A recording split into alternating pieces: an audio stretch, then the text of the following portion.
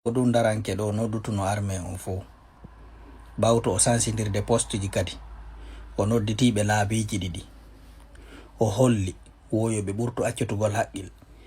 taɓe yawito hay hunde ɓe watta yila ina ko mi sinci hore makko kadi dey ko kanko yalti haali son hi'i o wi'i yo ɓe accuto haqqil ɓe ɓurta wattande yila ko paske kanko tigi mo andi e hoore no o woniri non eno o woniri non ko e hoore fenande si o no hoolino 90% ko o gañi kon o innatano e goɗɗo accito hakkil ɗum hay Europe ɗo Macron ko 58 et quelque gañino mi ƴettanamo ɗon misal 58 et quelque o gañino kono ɓa o jeɓali jentade yiɓɓe makko ɓen o sakkitoroya ninse sabu ko ayɓe makko ɓen o suɓi o ɓanni neɗɗo bonɗo janfotoɗo mo yiɗa janfede arduɗo janfa e bonki e bandiyagal o yiɗa waɗede bonki o yiɗa waɗede janfa ko yiɗi ko yimɓe ɓe watta yilafi no neɓira ka wonɗo kanko noon no ardi noon koye hoore janfa e hoore bonki o sikku ɗon si tawno o armée ɓe wattanno yila o wawayno wadde ko waɗi kon kanko armée Guinée o si ɓe accutuno haqqil ɓe wattani yila kanko o wawayno wadde ko waɗi kon ko bonɗo mo yiɗa bonnanede kanko mo boni mo yiɗi bonnugol kono o yiɗa goɗɗo ar bonna isi ndaari dey o jaɓali jentagol giɗo makko Dumbuya ala giɗo lagine howti Aliouba jentiteɗo ko yewtunomo kon. Je crois que le colonel Doumbouya sait que les choses ne bougent plus dans le bon sens. Il doit avoir le courage de nettoyer autour de lui. Ouais. Les démagogues, les profiteurs et autres, il n'a qu'à leur dire, écoutez, allez vous chercher. Ouais. Il faudrait bien qu'ils reviennent à la raison, qu'ils ouvrent, qu'ils discutent avec les gens, qu'ils discutent avec les acteurs politiques, qu'ils discutent avec les acteurs sociaux, que cette instrumentalisation de la justice arrête. Parce que, on a vu les tueries au temps de Alpha. Aucun cas n'a été élucidé jusqu'à présent. On n'en a plus discuté. La justice n'en fait pas une priorité. Les différents scandales des marchés de gré à gré. Jentike o nde yewtere Aliouba ɗo par ce que nde ɗo ko heddotode taariga ɗiɗo fof no tawa e ko nangira o soka ɗi par ce que na goɗɗo o hoyni ko ɗi o yewti ha o soka wallahi wa billahi wa tallahi Dumbuya ala giɗo ɓuri o yewtayɗo ma ta ɓannu bonɗo ta yaadu e janfotoɗo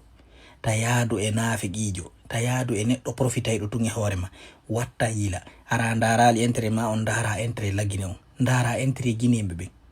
o ala giɗo ɓuri o kono o suɓi kayɓe makko ɓen o sakkitoray kadi ɗen nise wallahi ko ɗen o sakkitorta par ce que hande bani adama neɗɗo on o suɓike nanude ko welatamo kon adi ko nafatamo kon sa yewti goɗɗo ko welatamo jentantoma o weltanoma ɓuri sa yewtimo ko nafatamo ina ko welete kon fof nafete o suɓike janfa o ƴetti oɗo mari ka kaso yetiɓe mo hanki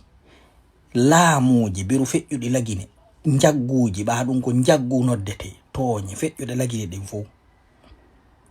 ko ni ɓe wurirno ɓannugol bonɗo ɓannugol fewjo ɗumanajo darugol yimɓe ɓe andanɗa hoorema ɓe yiɗa lagine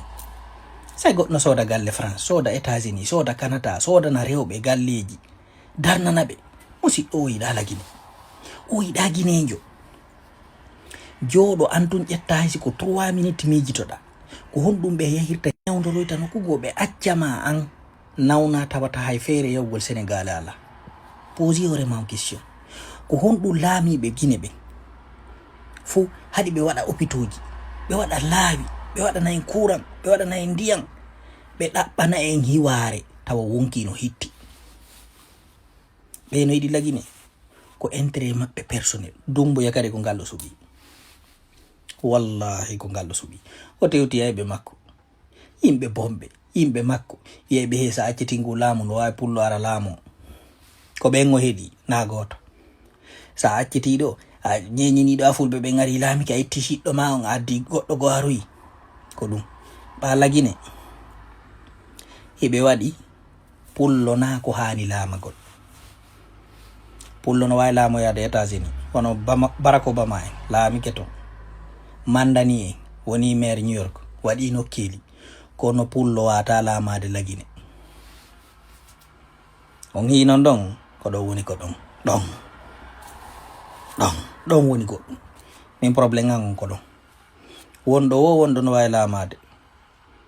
ko a ivarien jo hande no wawi arde lamade si tawina pullo anda e laamu joɗo darta hawre ma siɗɗo mijitoɗa moƴƴa calcula peesu hoore ma harana e balance ƴawɗa ndara ko on to jogoɗa ko on to fewdiɗa pullo noon ko ɓuri heewde kon